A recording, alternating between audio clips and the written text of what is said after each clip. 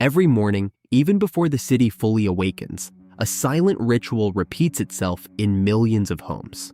The sound of water heating, the intense aroma that begins to fill the air, the first cup being served while eyes are still trying to overcome sleep. For many people, this is not just a habit, it's the moment when the day finally begins. But there's a curious detail in this almost universal ritual.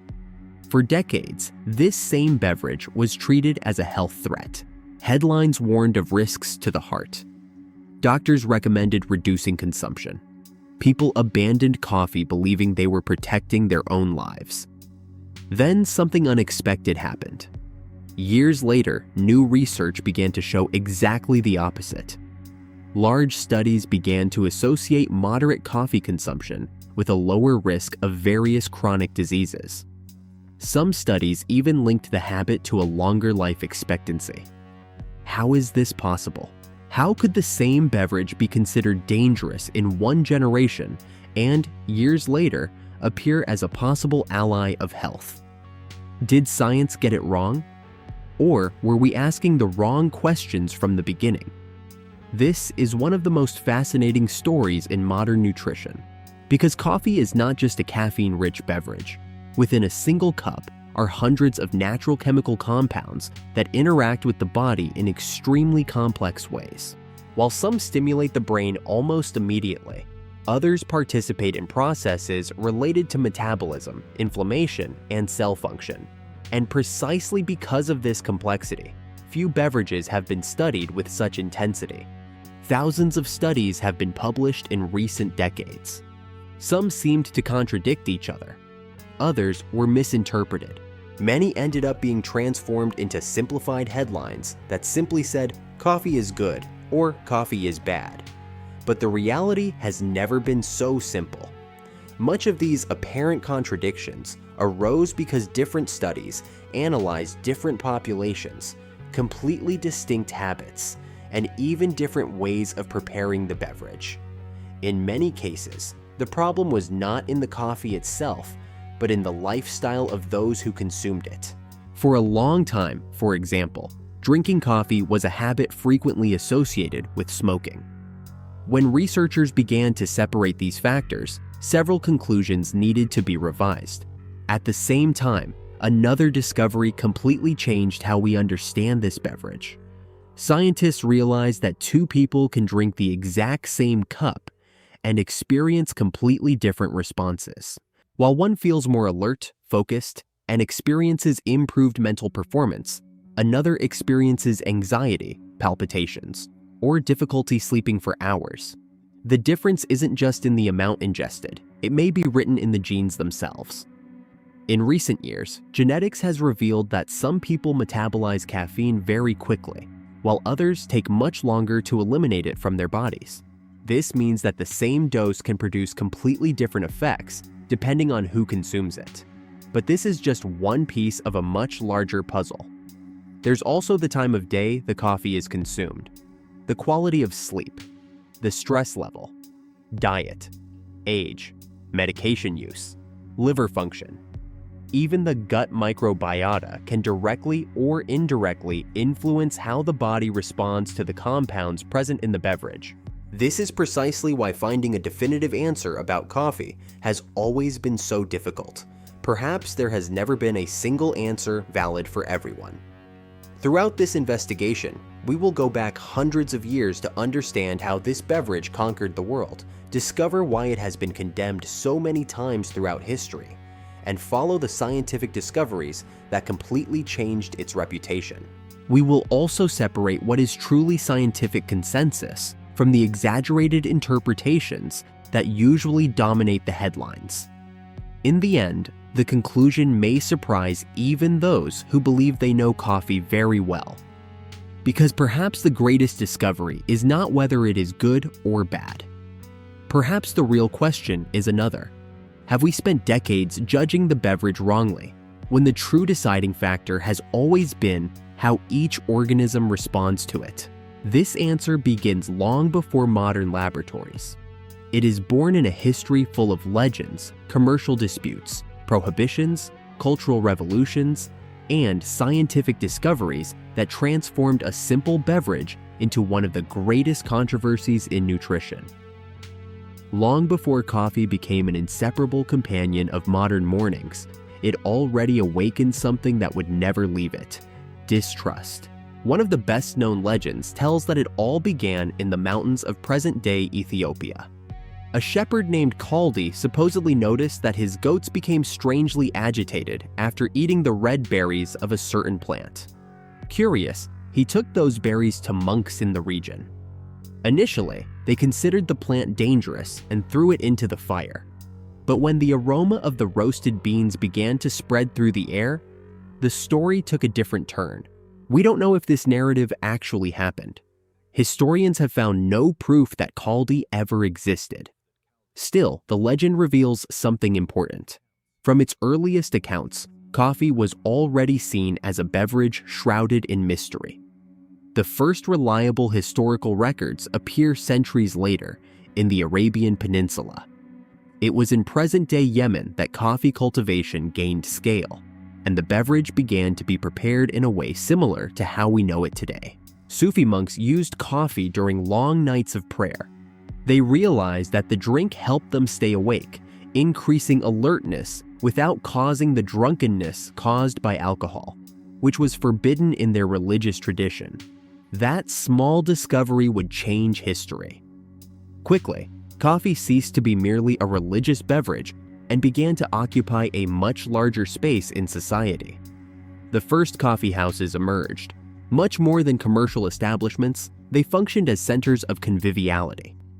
People gathered to converse, discuss politics, exchange ideas, do business, and share knowledge.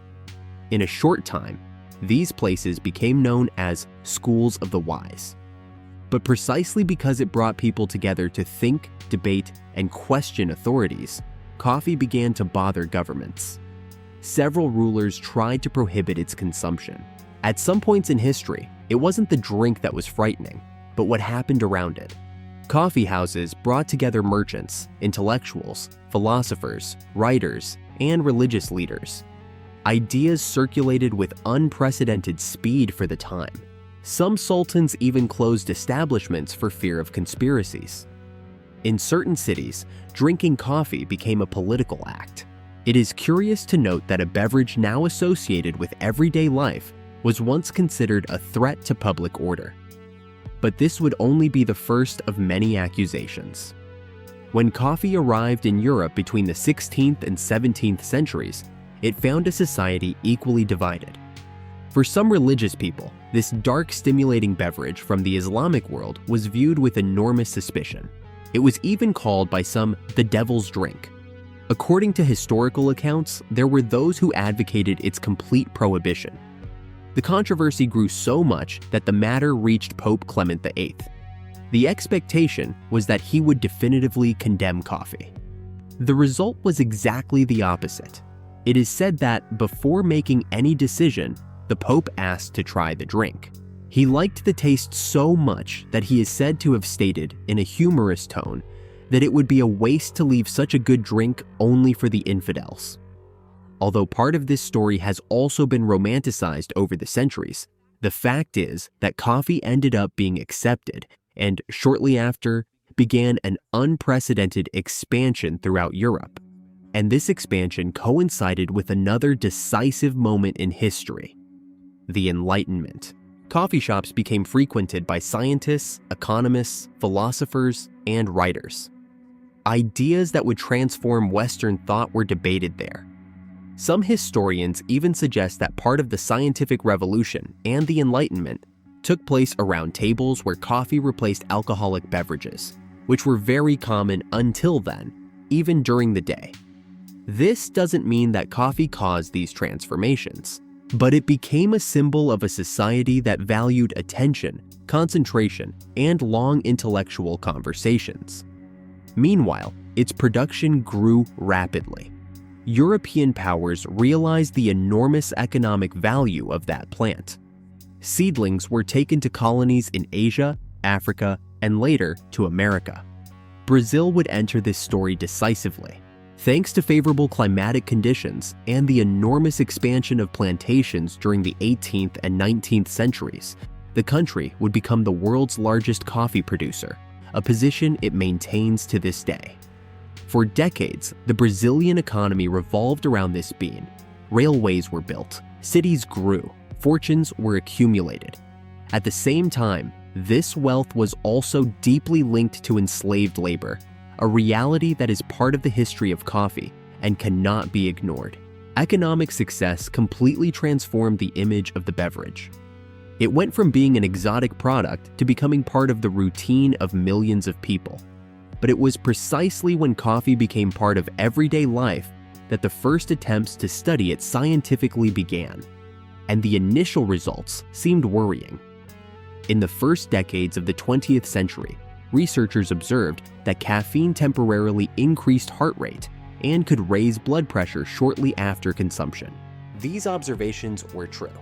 The problem arose when they were interpreted as proof that coffee necessarily increased the risk of heart attacks and cardiovascular disease throughout life. The science of nutrition was still in its infancy. Studies were small, statistical methods were limited. Many studies failed to separate factors that we now know to be fundamental. Those who used to drink a lot of coffee at that time often also smoked more, slept less, worked exhausting hours, and had other habits that increased cardiovascular risk. It was difficult to distinguish the effect of the drink from the effect of lifestyle. Even so, coffee ended up being blamed. This negative reputation remained for many years. Doctors advised reducing consumption. Heart patients were advised to completely give up the beverage. Magazines published alarming headlines. Coffee began to carry a seemingly definitive label, until, from the second half of the 20th century, something unexpected began to happen. Larger studies, following hundreds of thousands of people for many years, began to find a completely different scenario. The results intrigued even the researchers themselves. Instead of increasing certain risks, moderate consumption often appeared associated with better health outcomes. How was this possible? Were all the previous recommendations wrong? Or had science finally learned to ask better questions? Answering this question would require looking far beyond caffeine. It would require understanding that within a simple cup of coffee, there is a biological complexity that went unnoticed for decades, and that surprisingly begins within each person's DNA. For a long time, the question seemed simple: is coffee good or bad? But that may have been precisely the wrong question. Imagine two people sitting at the same table. They both woke up at the same time. Both women order the exact same cup of coffee, prepared in the same way, with the same amount of caffeine. 40 minutes later, one of them feels awake, focused, and productive. She works for hours without difficulty. The other begins to notice her hands trembling slightly. Her heart seems to race. Anxiety increases. At night, even tired, she has trouble falling asleep. If both consumed exactly the same beverage, why were the results so different? For decades, the answer remained a mystery. Today, we know that it begins in an invisible place: our genes. One of the most interesting discoveries of modern nutritional science is that the speed at which we eliminate caffeine varies enormously between people. Much of this difference is related to an enzyme produced by the liver known as CYP1A2. It functions as a kind of cleaning crew, responsible for breaking down caffeine so that it can be eliminated from the body. But not everyone produces this enzyme in the same way. Some people metabolize caffeine quickly. In a few hours, much of it has already disappeared from circulation. Others do this process much more slowly. In these individuals, caffeine remains active for much longer. It's like two people running the same marathon, but one carrying a much heavier backpack. The effort is completely different. This means that an amount considered moderate for one person may represent a very intense stimulus for another. And this difference helps explain why some individuals can have a coffee after dinner and sleep normally, while others lose sleep after a single cup in the middle of the afternoon. But this is not the only variable. In fact, it is only the first level of a much deeper investigation. There is also a phenomenon called tolerance. Those who start consuming caffeine regularly notice an intense effect in the first few weeks. The feeling of alertness is evident. Tiredness seems to disappear. Tasks become easier. However, the brain is an extremely adaptable organ. Over time, it tries to restore balance. Caffeine works by blocking receptors for a molecule called adenosine. Throughout the day, adenosine naturally accumulates in the brain and acts as a biological signal of fatigue. The higher its concentration, the greater the feeling of sleepiness. When caffeine occupies these receptors, this signal is temporarily blocked. The brain interprets that it is not yet time to rest. That's why we feel more energetic. The problem is that the body notices this interference. As an adaptation mechanism, it starts producing more receptors for adenosine. The result? The same dose of coffee that previously seemed extremely stimulating begins to produce a much smaller effect. That's why some people gradually increase their consumption. First 1 cup, then 2, then 4. Without realizing it, they stop seeking better performance and only start avoiding withdrawal symptoms. This detail completely changes how we understand coffee.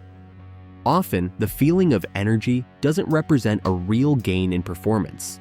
It simply returns the body to the state it would be in if the dependence had not been created. This doesn't mean that everyone who drinks coffee is dependent. Far from it. But it shows how the brain is able to adapt to a repeated stimulus. Another frequently ignored aspect is the timing of consumption. Our bodies function according to an extremely precise biological clock. Right after we wake up, a hormone called cortisol naturally increases. This increase is part of a healthy awakening. It helps to raise alertness without the need for any stimulant. When coffee is consumed at exactly this moment, part of its effect can override a process that the body itself would naturally perform. Hours later, however, the scenario changes. Cortisol begins to decrease. Sleep pressure is still relatively low. During this period, for many people, caffeine tends to produce more noticeable effects. In the late afternoon and evening, the situation becomes different. Even when someone believes they are sleeping normally, small residual amounts of caffeine can reduce the quality of deep sleep.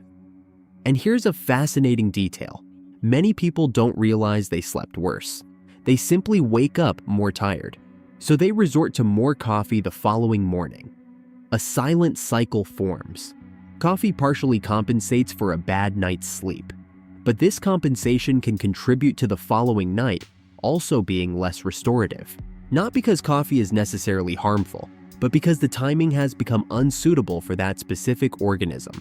Science has also discovered that other factors profoundly alter the response to caffeine. Pregnancy slows down its metabolism. Some medications increase its residence time in the body. Smoking accelerates its elimination. When a person quits smoking, they often need to reduce their coffee intake as well, because caffeine remains active for longer. Even the use of hormonal contraceptives can modify this speed. Few people imagine that seemingly unrelated habits can alter the effect of the same beverage so much. But perhaps the most surprising discovery of recent years lies beyond caffeine. For a long time, it was treated as the main protagonist of the story. Today, we know that this represents only a small part of the picture. A cup of coffee contains hundreds of natural compounds. Among them are chlorogenic acids, melanoidins formed during roasting, diterpenes, polyphenols, and various other biologically active molecules. Some have antioxidant action. Others participate in processes related to inflammation, glucose metabolism, and cell function. In other words, reducing coffee to just caffeine is like trying to understand an orchestra by listening to only one instrument. There is much more happening at the same time. The preparation method also modifies this composition. Filtered coffee is not chemically identical to espresso. Coffee prepared in a French press retains different compounds than that made with a paper filter. Some of these differences influence, for example, the amount of caffeine and kawil, substances capable of altering cholesterol levels when consumed in large quantities. That is, when research states that coffee does this, it is necessary to ask what type of coffee, what roast, what preparation method, what quantity, consumed by whom, at what time, within what dietary pattern. The more science advances, the more it realizes that simple answers rarely explain complex phenomena. And there's another detail that almost never appears in the headlines. When large studies find benefits associated with moderate coffee consumption, they aren't saying the drink is a medicine. Most of the time, researchers observe statistical associations. This means that people who drink coffee moderately tend to experience certain health outcomes more frequently. But association doesn't necessarily mean causation. That's precisely why scientists continue to investigate the biological mechanisms capable of explaining these observations. And surprisingly, many of these mechanisms are actually beginning to emerge. In recent years, an impressive amount of evidence has shown that coffee interacts with metabolism in much broader ways than previously imagined. It seems to influence the functioning of the brain, liver, muscles, insulin sensitivity, and even processes related to cellular aging. But how solid are these findings really? Which benefits are already part of the scientific consensus, and which remain only promising hypotheses?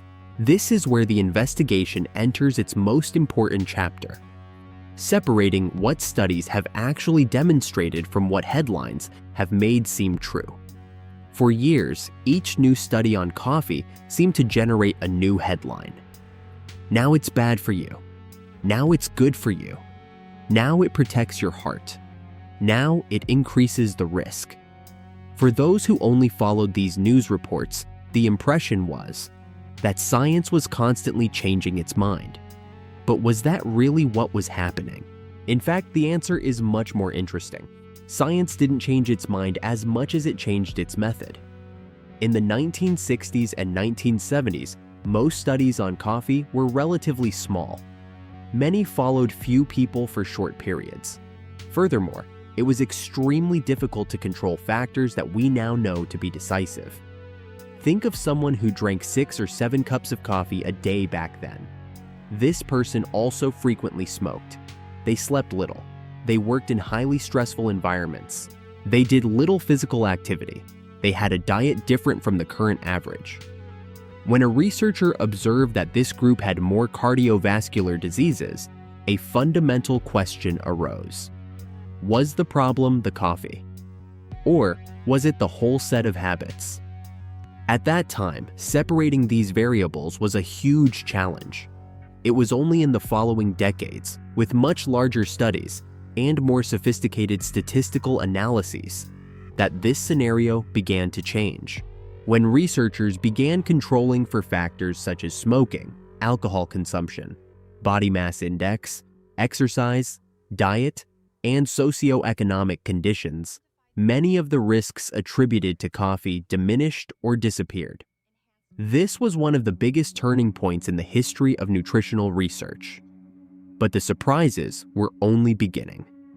The brain, more than just staying awake. Almost everyone knows the immediate effect of caffeine: less sleep, more alertness, greater sense of energy. But what really happens inside the brain? Caffeine blocks adenosine receptors, a molecule that acts as a biological brake, signaling to the body that it's time to rest. By temporarily blocking this signal, the activity of various brain circuits increases. As a consequence, there is an improvement in alertness, reaction time, and the ability to maintain attention, especially when the person is tired. In sleep-deprived individuals, this effect is usually quite evident. But there is an important detail. Coffee does not infinitely increase performance. It helps reduce the feeling of fatigue and can improve some cognitive functions, but it does not transform an exhausted person into a fully rested person. In other words, it can mask some of the tiredness, but it does not replace sleep. This difference is fundamental. Coffee and physical performance. The same mechanism helps explain why caffeine is considered one of the most studied ergogenic aids in history. Several studies show that moderate doses, consumed before exercise, can improve performance in endurance activities such as running, cycling, and swimming. There is also evidence of benefits in some strength and power sports, although results vary considerably between individuals. In addition to its effect on the brain, caffeine seems to reduce the subjective perception of effort. In simple terms, exercise still requires energy, but the brain interprets that effort as slightly less strenuous. This can allow some people to maintain intensity for longer. This is why professional athletes often use carefully planned strategies involving caffeine. But not everyone responds the same way. Again, genetics plays a difference. The heart, is it harmful? Perhaps no question has generated as much controversy as this one. For decades, it was believed that coffee significantly increased cardiovascular risk. Today, the scenario is much more balanced. We know that caffeine can cause a temporary increase in blood pressure, especially in people who are not used to consuming it. This effect usually lasts only a few hours. However, when we observe large populations followed for many years, moderate consumption of filtered coffee is generally not associated with a consistently increased risk of heart attack or stroke in healthy individuals. In some observational studies, an association with a lower cardiovascular risk even appears. This does not mean that coffee is a treatment for the heart. It only means that habitual consumption within moderate amounts has not proven to be the villain it was long thought to be. However, there are exceptions. People with certain arrhythmias, extreme sensitivity to caffeine, or specific clinical conditions may need individualized guidance. This is precisely why general recommendations never replace medical evaluation. The liver, one of the most consistent findings. If there is one organ that has surprised researchers, it is the liver. Over the last few decades, several studies have found a fairly consistent association between habitual coffee consumption and a lower risk of chronic liver disease. These associations have been observed in different populations and have included a lower risk of fibrosis, cirrhosis, and some types of liver cancer. The mechanisms are still being studied, but it is believed that antioxidant and anti-inflammatory compounds present in coffee participate in this effect. It is important to emphasize that this does not mean that coffee automatically protects the liver. It does not negate the effects of excessive alcohol consumption, obesity, or viral hepatitis, but this is one of the areas where the body of evidence is most consistent. Type 2 diabetes. Another topic that has aroused enormous interest is the relationship between coffee and glucose metabolism. Large population studies have observed that people who consume coffee regularly tend to have a lower incidence of type 2 diabetes over the years. Interestingly, this effect also appears in research involving decaffeinated coffee. This observation has attracted attention because it suggests that the benefits do not depend exclusively on caffeine. Probably, other bioactive compounds participate in this interaction. Still, caution is needed. Coffee does not prevent the development of diabetes. It does not replace a balanced diet, physical activity, or medical treatment. What the studies show is a statistical association that can be partially explained by plausible biological mechanisms. Brain aging. Perhaps one of the most fascinating topics is the relationship between coffee and neurodegenerative diseases. Observational research suggests that regular consumers may have a lower risk of developing diseases such as Parkinson's and, in some studies, also Alzheimer's. In the case of Parkinson's, the evidence is particularly interesting. The exact mechanisms are not yet fully understood, but it is believed that the interaction of caffeine with certain brain receptors may exert a protective effect in some people. Again, this does not mean guaranteed prevention. but it represents one of the most promising lines of investigation in nutritional neuroscience: longevity. Then we come to the question that attracts the most attention. Does coffee help people live longer? Several studies involving hundreds of thousands of participants have observed that moderate consumers often have lower mortality from different causes. This is perhaps one of the most widely publicized results in the press, but it is also one of the most misinterpreted. These studies show association. They do not prove causation. It is possible that part of this effect is related to the compounds present in coffee. It is also possible that moderate consumers share other healthy habits that are difficult to fully measure.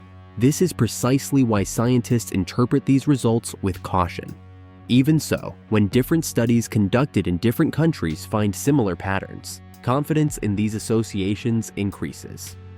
The side that almost no one talks about.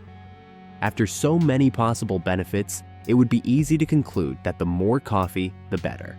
But science itself shows that this idea is wrong. Very high amounts significantly increase the chance of adverse effects: anxiety, insomnia, tremors, palpitations, reflux in susceptible people, worsening of sleep quality. In addition, pregnant women are usually advised to limit their caffeine intake, since metabolism changes during pregnancy, and excess can pose risks to fetal development. Some individuals are simply very sensitive to caffeine. In them, small amounts already cause significant discomfort. This does not mean that there is something wrong with these people. It only means that their biology responds differently. And perhaps this is the main conclusion of all this scientific investigation. Coffee does not behave like a medicine whose dose produces practically the same effect in everyone. It interacts with a living, complex, and unique organism. It is precisely this interaction that explains why science has never been able to issue a universal judgment on the beverage. But there's an even more important detail. Even knowing all this, millions of people continue to use coffee in the least efficient way possible. Not because of the drink itself, but because of modern routines. And that's precisely where the biggest paradox of this story lies. If a researcher were to observe only how most people consume coffee today, they might conclude that the problem was never the drink itself. The problem lies in the relationship we've created with it. Think about the routine of millions of people. The alarm clock rings after a short night. Sleep has been interrupted several times. The body still needs rest, but the schedule doesn't allow it. Even before breakfast, the first cup comes into play. A short time later, the feeling of tiredness seems to disappear. But has it really disappeared? Or was it just temporarily hidden? This is a difference we rarely notice. Coffee doesn't create energy out of thin air. It doesn't replace lost sleep. It doesn't restore an exhausted body. What it does is block, for a limited period, some of the signals that tell the brain it needs to rest. It's like putting tape over the warning light on a car's dashboard. The light stops bothering you, but the reason it came on still exists. For a day or two, this might not be a big problem. The challenge begins when this mechanism becomes routine. We sleep little. We compensate with coffee. At night, the caffeine ingested late subtly reduces sleep quality. The next morning, we wake up even more tired, so we increase the dose. Without realizing it, we create a cycle that seems to work, but silently takes its toll. That's precisely why so many people say, "Without coffee, I don't function." In some cases, this is just a figure of speech. In others, it reveals something deeper. Perhaps the body has stopped depending solely on rest to maintain alertness. It has also become dependent on caffeine. But the story gets even more interesting when we look at another modern habit. Today, a significant portion of the population doesn't just consume coffee. They consume desserts disguised as coffee. Gigantic drinks prepared with syrups, creams, whipped cream, condensed milk, chocolate sauce, excess sugar, and various toppings. The protagonist ceases to be coffee. It becomes a highly caloric combination. It's common for these drinks to easily surpass the amount of sugar present in a soft drink. Then, when changes in body weight or blood sugar occur, the blame falls on coffee again. But should it? A traditional cup of filtered coffee contains practically no calories. The scenario changes completely when we add large amounts of sugar or ultra-processed ingredients. This distinction seems simple, but it often disappears in everyday conversations. Another frequently ignored aspect is portion size. A few decades ago, a cup of coffee was exactly that, a small cup. Today, in many coffee shops, we find drinks with volumes equivalent to 3, 4, or even 5 traditional servings. Consequently, caffeine intake also increases, and often the person doesn't even realize it. They believe they've only had a coffee. In reality, they've consumed a much higher amount of caffeine than that used in most scientific studies. This change in scale has completely altered our perception of consumption. Another typical behavior of modern life is using coffee as a response to any drop in productivity. The meeting started early, more coffee. Feeling sleepy after lunch, more coffee. Deadline looming, more coffee. Stayed up all night studying, more coffee. Little by little, the drink ceases to be appreciated for its flavor or ritual. It becomes a permanent compensation tool. But there is a biological limit to this strategy. When the brain is sleep-deprived, inflamed by chronic stress, or overloaded by excessive working hours, no amount of caffeine can completely restore performance. At a certain point, it only masks the problem. And this can create a false sense of capability. The person believes they are producing normally. However, tasks that require creativity, complex decision-making, and long-term memory continue to be impaired by lack of rest. That's why sleep experts often say that caffeine is an excellent tool, but a terrible substitute for healthy habits. There's another curious paradox. Many people avoid drinking coffee in the afternoon for fear of losing sleep, but spend hours using cell phones, tablets, and computers until just minutes before bed. The light emitted by these devices, combined with the highly stimulating content of social media, also interferes with the biological clock. In many cases, sleep quality is affected by a combination of factors, not just the last cup of coffee. Again, context makes all the difference. Another point that is rarely discussed is the relationship between coffee and anxiety. It's true that caffeine can intensify symptoms in predisposed individuals, especially when consumed in large quantities. It increases the alertness of the nervous system. In sensitive individuals, this increase can be interpreted by the brain as a threat signal, favoring palpitations, restlessness, and feelings of nervousness. But this doesn't happen the same way for everyone. While some people become extremely agitated after a single dose, others maintain concentration and tranquility even when consuming moderate amounts. Once again, genetics, metabolism, sleep quality, and stress levels come into play. The same drink, completely different organisms. It's also worth noting how our culture has transformed coffee into a symbol of productivity. In many work environments, refusing a coffee break seems almost strange. The drink accompanies meetings, negotiations, studies, travel, and long workdays. It has become part of the identity of modern life. This isn't necessarily bad. Coffee also represents moments of conviviality, pause, and connection between people. The problem arises when it ceases to be an ally and begins to function as a mechanism to sustain a lifestyle that has already exceeded the body's limits. Perhaps the question has never been how many cups you drink. Perhaps the correct question is, why do you feel the need for them? Do you appreciate the taste, the ritual, the moment of pause? Or are you trying to compensate for fatigue that no drink can solve? Answering this question honestly usually reveals much more about our health than any single number.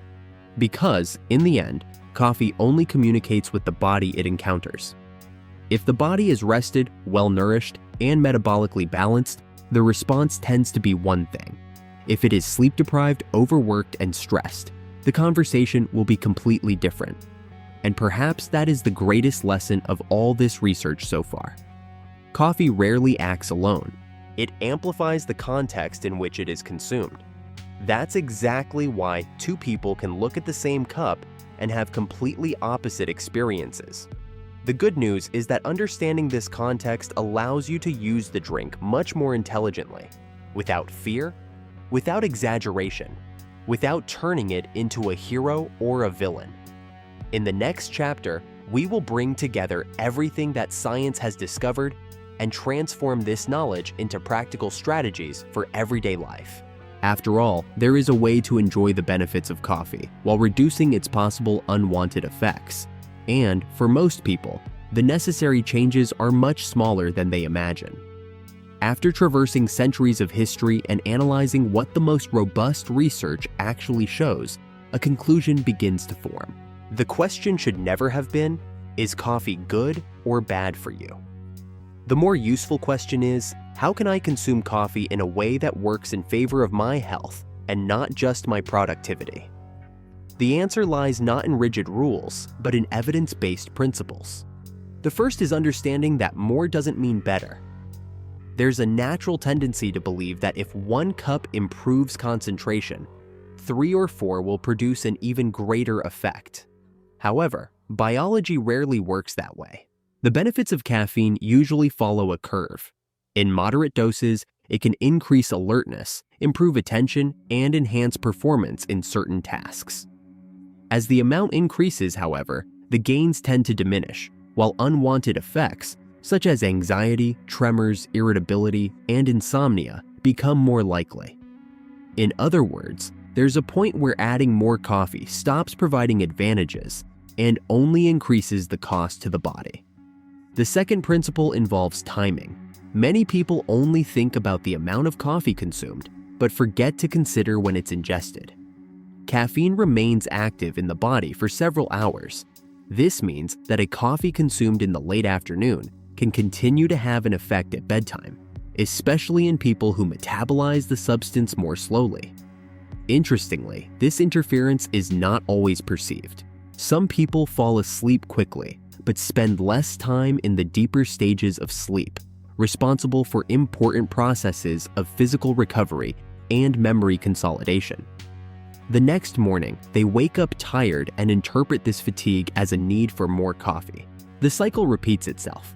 Therefore, observing how your own body responds to consumption in the afternoon can be more useful than following a universal schedule. Another important aspect is to avoid using coffee as a substitute for basic needs. If the diet is inadequate, if sleep is insufficient, or if stress has become permanent, no beverage will solve the problem. Coffee may offer a temporary boost, but it doesn't correct the root cause of fatigue. Think of it as an amplifier. When the foundation is solid, it can enhance performance. When the foundation is compromised, it only makes it easier to ignore the body's signals for a few hours. It's also worth paying attention to what accompanies the drink. A cup of filtered coffee is very different from preparations loaded with sugar, syrups, creams, and toppings. There's nothing wrong with consuming these drinks occasionally, appreciating their flavor. The important thing is to recognize that, in this case, they are closer to a dessert than a simple coffee. Confusing these two situations can lead to misinterpretations about the effects of the drink. Another interesting habit is to experiment from time to time with a temporary reduction in consumption. Not as a way to detoxify the body. After all, caffeine is naturally eliminated by the liver, but to observe the level of tolerance developed. If a person notices that they need increasingly larger amounts just to feel normal, it might be a good time to reassess this pattern.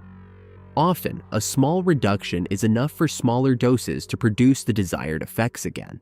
Individuality remains one of the most important points. Some people get along very well with 2 or 3 cups distributed throughout the day. Others feel better limiting consumption to the morning.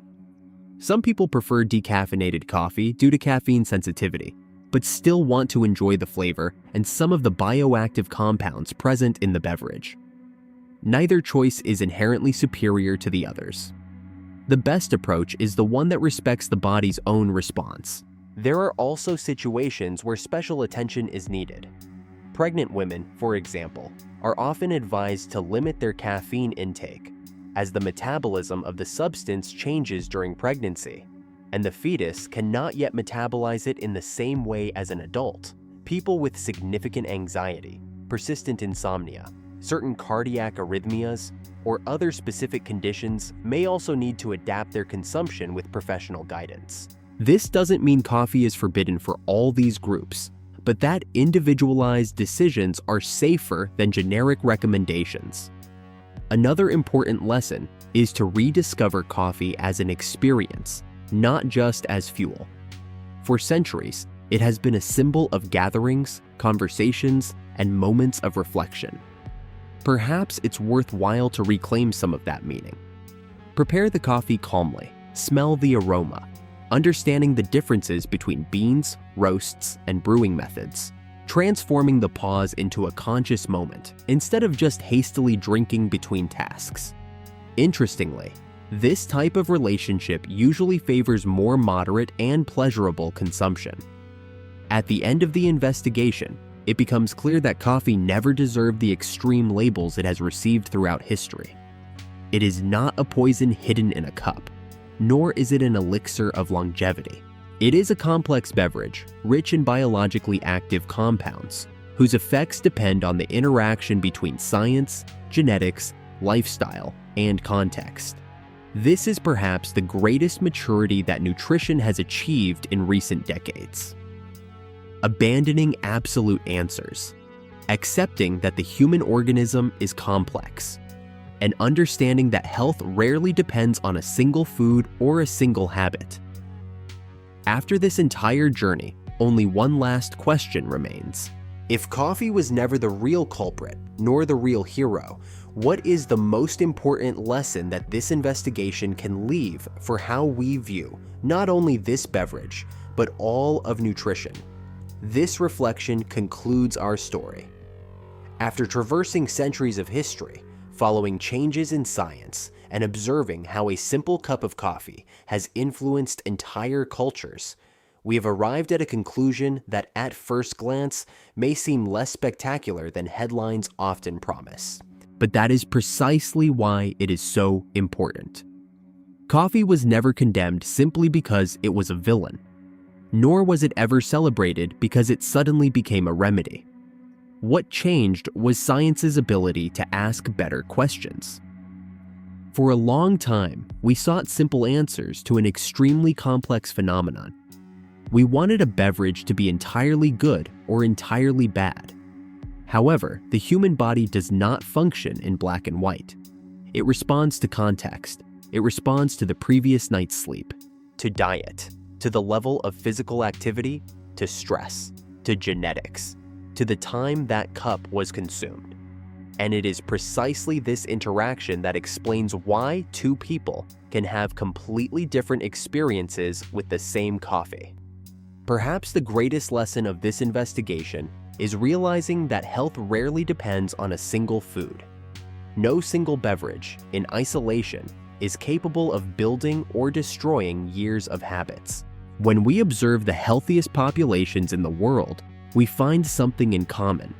They don't rely on miracle solutions. They build consistent routines over time.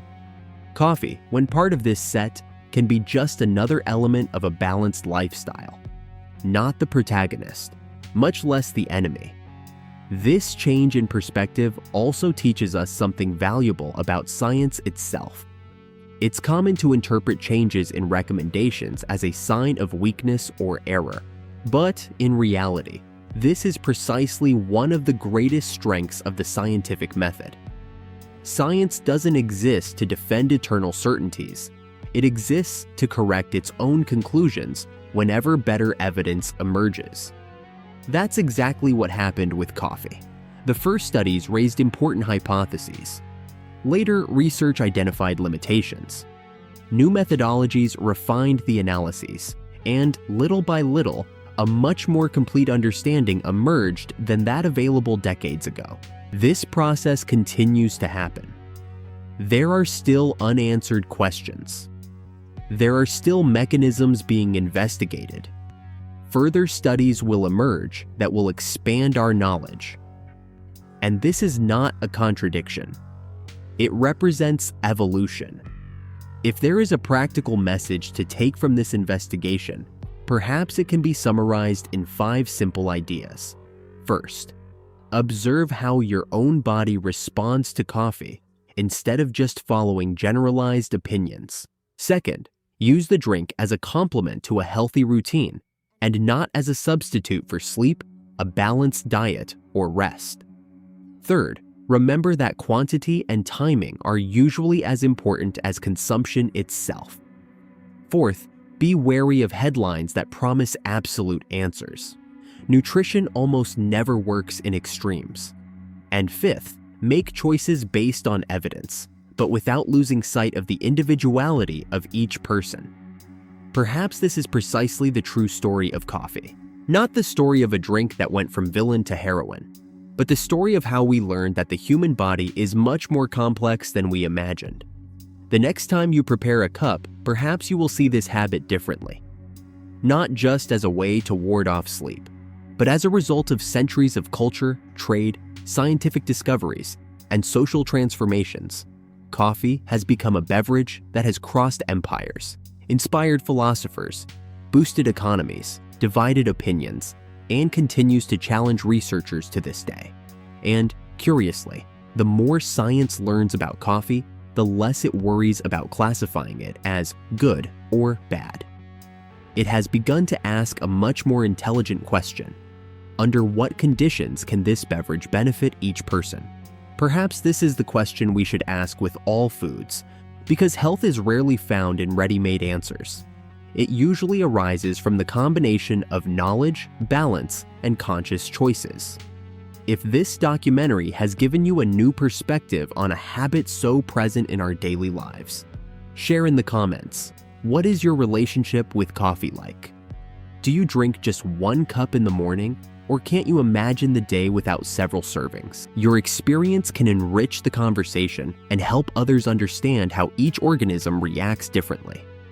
If you enjoyed this investigation, leave a like and share this video with anyone who still believes that coffee needs to be treated as a hero or a villain. And if you're not already part of our community, subscribe to the channel to follow our upcoming documentaries, always based on the best scientific evidence, explained clearly and without sensationalism. In the next video, we'll investigate another topic surrounded by myths, contradictory research, and popular beliefs. Does eating several times a day really speed up metabolism? Or is this one of the biggest misconceptions in modern nutrition? Until then, keep cultivating your curiosity. Because when we learn to ask the right questions, even a simple cup of coffee can tell a completely different story.